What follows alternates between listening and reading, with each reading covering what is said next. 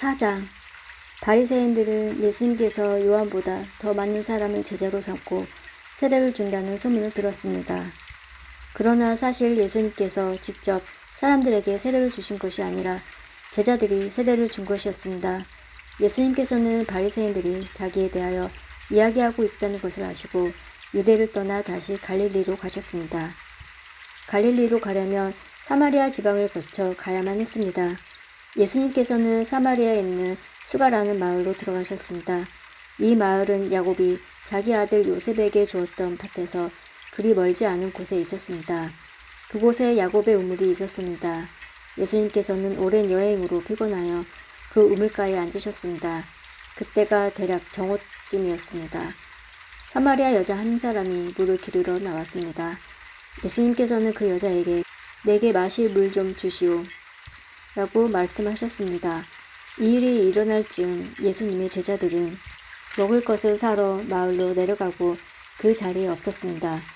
사마리아 여자는 예수님께 당신은 유대의 남자고 나는 사마리아 여자인데 어떻게 나에게 마실 것을 달라고 할 수 있습니까? 라고 말했습니다. 당시 유대인들은 사마리아 사람들과 상종을 하지 않았습니다. 예수님께서는 그 여자에게 이렇게 대답하셨습니다. 당신이 하나님께서 주시는 선물이 무엇인지 또 내게 마실 것을 달라 라고 말하고 있는 사람이 누구인지 알았더라면 오히려 당신이 그 사람에게 구하였을 것이고 그러면 그가 당신에게 생명의 물을 주었을 것이오. 그 여자가 말했습니다. 선생님, 당신에게 물 기를 도구도 없고 이 물은 매우 깊은데 어디서 그 생명의 물을 구한단 말입니까? 당신이 우리 조상 야곱보다 더 큰 분이란 말씀이십니까? 야곱은 우리에게 이 우물을 주신 분입니다. 그분도 친히 이 우물에서 물을 길어 마셨고 그분의 아들들과 가축들도 그렇게 했습니다. 예수님께서는 이 물을 마시는 사람은 다시 목마를 것이요. 그러나 내가 주는 물을 마시는 사람은 누가 되었던 간에 영원히 목마르지 않을 것이요. 내가 주는 물은 그 사람 안에서 계속 솟아나 영원한 생명을 가져다 주는 우물이 될 것이요. 라고 대답하셨습니다. 사마리아 여자는 예수님께 선생님, 저에게 그런 물을 주셔서 제가 다시는 목이 마르지 않을 뿐더러 물을 기르러 여기에 오지 않게 해주십시오. 라고 말했습니다. 예수님께서는 그 여자에게 가서 당신 남편을 불러 이리로 데려오시오. 라고 말씀하셨습니다. 그 여자는 예수님께 저는 남편이 없습니다. 라고 대답했습니다. 그러자 예수님께서 당신이 남편이 없다고 한 말은 맞는 말이오. 실제로 당신은 남편이 5명이나 있었고 지금 당신과 함께 사는 남자도 당신 남편이 아니오. 당신이 방금 전에 말한 것은 틀린 말이 아니었소. 라고 말씀하셨습니다. 그 여자는 선생님, 제가 보기에 선생님께서는 예언자십니다. 우리의 조상들은 이 산에서 예배하였으나 유대인들은 예배할 수 있는 유일한 장소는 예루살렘에 있다고 주장합니다. 라고 말했습니다. 예수님께서 이렇게 말씀하셨습니다. 여인이여 나를 믿으시오. 이 산에서도 아니고 예루살렘에서도 아닌 당신네들이 아버지께 예배할 때가 올 것이오. 사마리아 사람인 당신네들은 알지 못하는 것을 예배하나 우리 유대인들은 우리가 알고 있는 것을 예배하오. 그것은 구원이 유대인으로부터 나오기 때문이요. 그러나 참되게 예배하는 사람들이 영과 진리로 아버지께 예배할 때가 올 것인데 지금이 바로 그때요. 그리고 하나님께서는 이렇게 예배하는 사람들을 찾고 계시오. 하나님께서는 영이시기 때문에 하나님께 예배하는 사람들은 반드시 영과 진리로 예배해야만 하오. 그 여자는 그리스도라고 불리는 메시아가 오실 것이라는 사실을 알고 있었습니다. 그분이 오시면 우리에게 모든 것을 설명해 주실 것입니다. 라고 말했습니다. 그러자 예수님께서 여자에게 말씀하셨습니다. 지금 당신과 이야기하고 있는 내가 바로 그 메시아요. 바로 그때 예수님의 제자들이 마을에서 돌아왔습니다.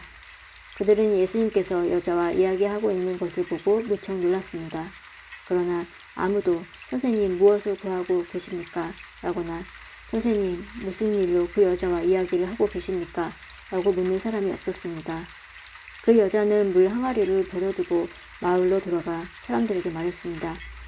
여러분, 이리 와서 내 과거의 일을 다 말해준 사람을 한번 보세요. 이분이 메시아가 아닐까요?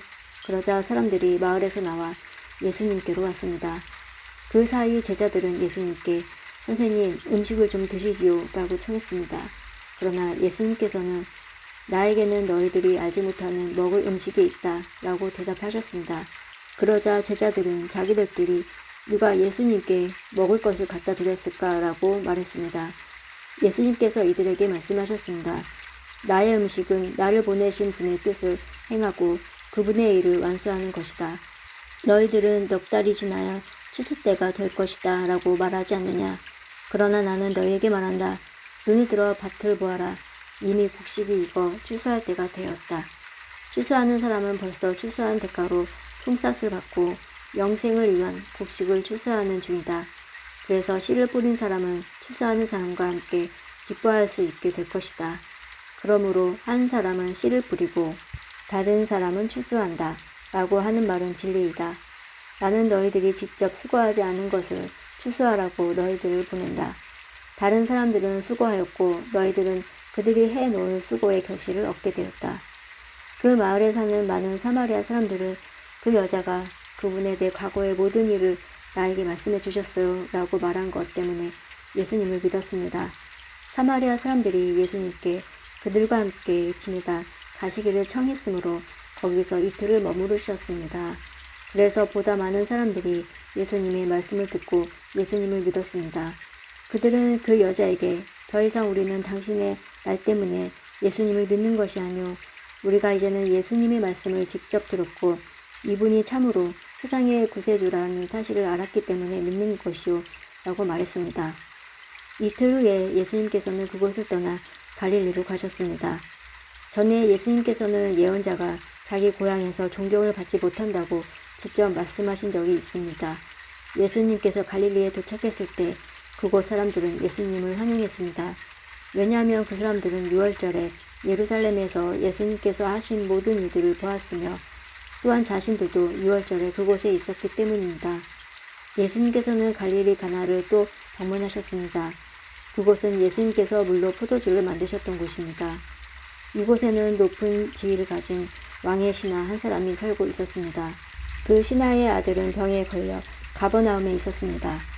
왕의 신하는 예수님께서 유대 지방에서 갈릴리로 오셨다는 소식을 듣고 예수님께 찾아가 가버나움으로 오셔서 자기 아들을 낫게 해달라고 간청하였습니다.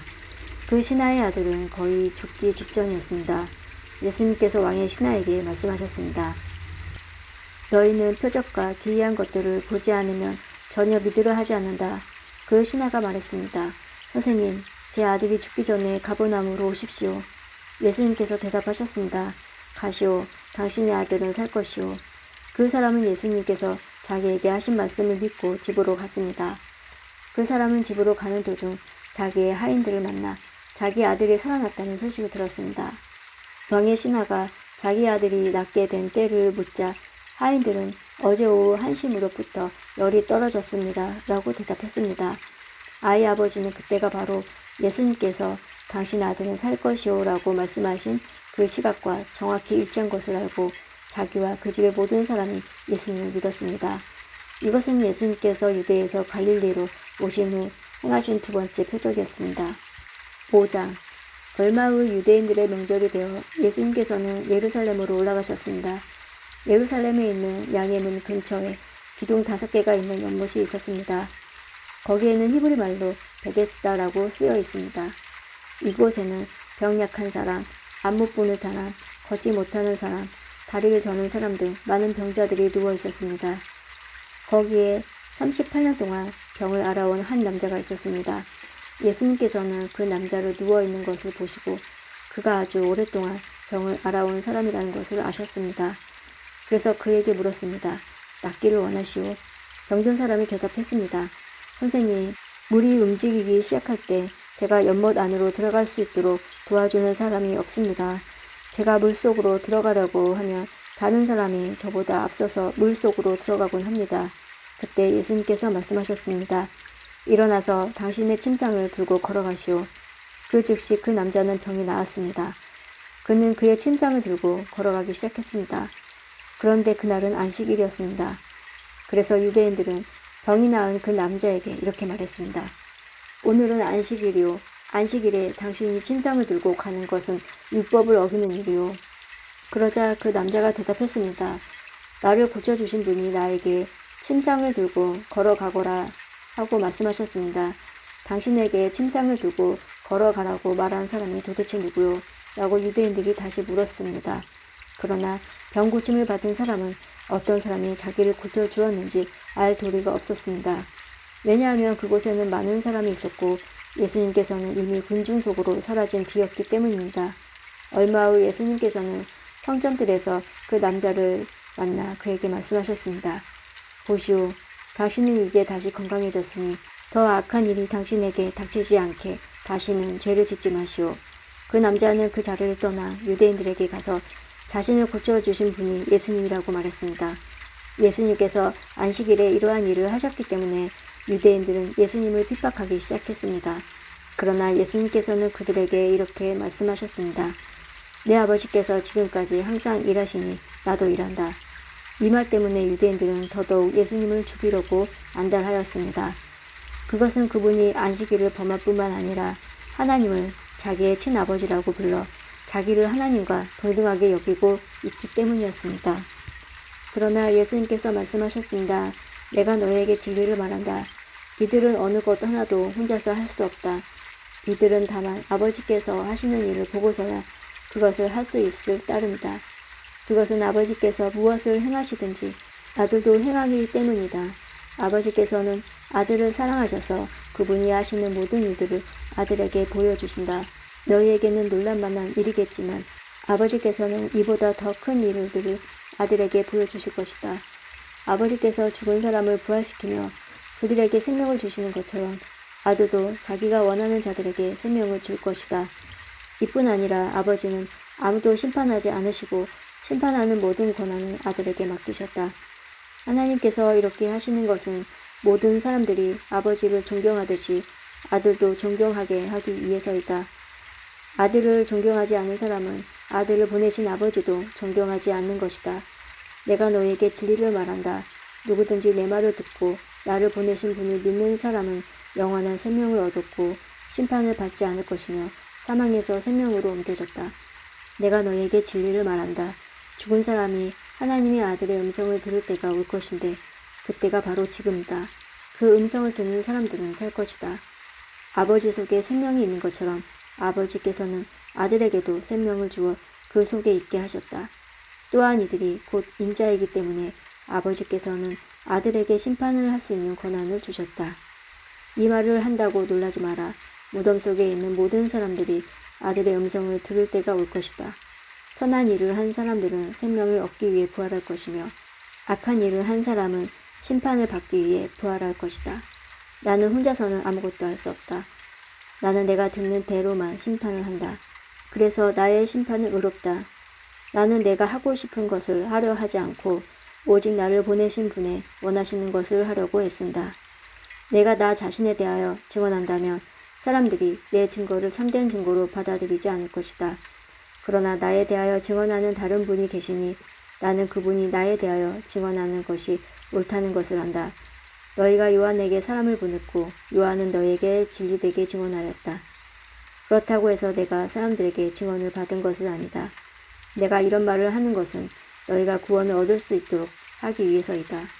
요한은 타오르면서 빛이 나는 등불이었다. 너희는 잠시 요한의 빛 가운데서 기뻐하기를 원했으나 내게는 요한의 증언보다 더 큰 증언이 있다. 아버지께서 나에게 하라고 주셨고 지금 내가 행하고 있는 일들이 아버지께서 나를 보내신 것을 증언한다.